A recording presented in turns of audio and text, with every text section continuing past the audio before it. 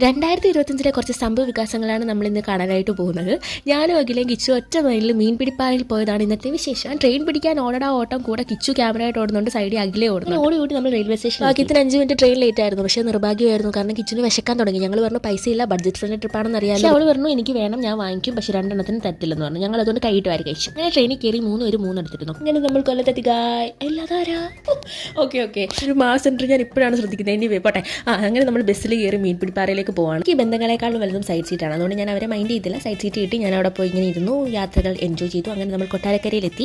ഇപ്പം നമ്മൾ പപ്സ് കഴിക്കാനായിട്ട് നശിപ്പിച്ച് പപ്സ് കഴിക്കാനായിട്ട് ഒരു ബേക്കറിയിൽ കയറി. ഞാൻ ഒരിക്കലും കോഫി പറഞ്ഞു, കിച്ചു നാരങ്ങകളാണ് പറഞ്ഞത്. അങ്ങനെ ഇപ്പോൾ കിച്ചു എൻ്റെ ഫോൺ എടുത്ത്, ഞാൻ അറിയാതെ എടുത്തൊരു വീഡിയോ ക്ലിപ്പാണ്, ഇതെഴുതെന്ന് പറഞ്ഞാൽ പക്ഷേ ഞാൻ ഇടും. പിന്നെ നമ്മൾ അങ്ങോട്ട് പോകുന്ന വഴി അവിടെ വർക്ക് ചെയ്യുന്ന ഒരു ആൻറ്റിയെ പരിചയപ്പെട്ടിട്ടുണ്ടായിരുന്നു. അപ്പോൾ നമ്മൾ ആൻറ്റി ആയിട്ടാണ് അങ്ങോട്ട് പോയത്. പിന്നെ അതൊക്കെ കഴിഞ്ഞതേ ഞങ്ങൾ എൻജോയ് ചെയ്ത് തിരിച്ചിറങ്ങുന്നതാണ് നിങ്ങൾ കാണുന്നത്. വീഡിയോയിൽ നിങ്ങൾ കൂടുതലും മീൻപിടിപ്പാറയിലെ വിശേഷങ്ങൾ കണ്ടായിരുന്നോ? കാണാൻ ഒരു ചാൻസും ഇല്ല, കാരണം ഞാൻ അവിടെ പോയിട്ട് വീഡിയോ ഒക്കെ എടുക്കുന്ന കാര്യം മറന്നുപോയി. ഞാൻ അങ്ങ് എൻജോയ് ചെയ്യുമായിരുന്നു. നമ്മൾ തിരിച്ചു വരുന്ന വഴി മന്തി മനസ്സിൽ കയറി മന്തി കഴിച്ചിട്ടാണ് വീട്ടിൽ പോയത്. അപ്പം അന്നത്തെ വിശേഷങ്ങൾ അത്രയേ ഉള്ളൂ.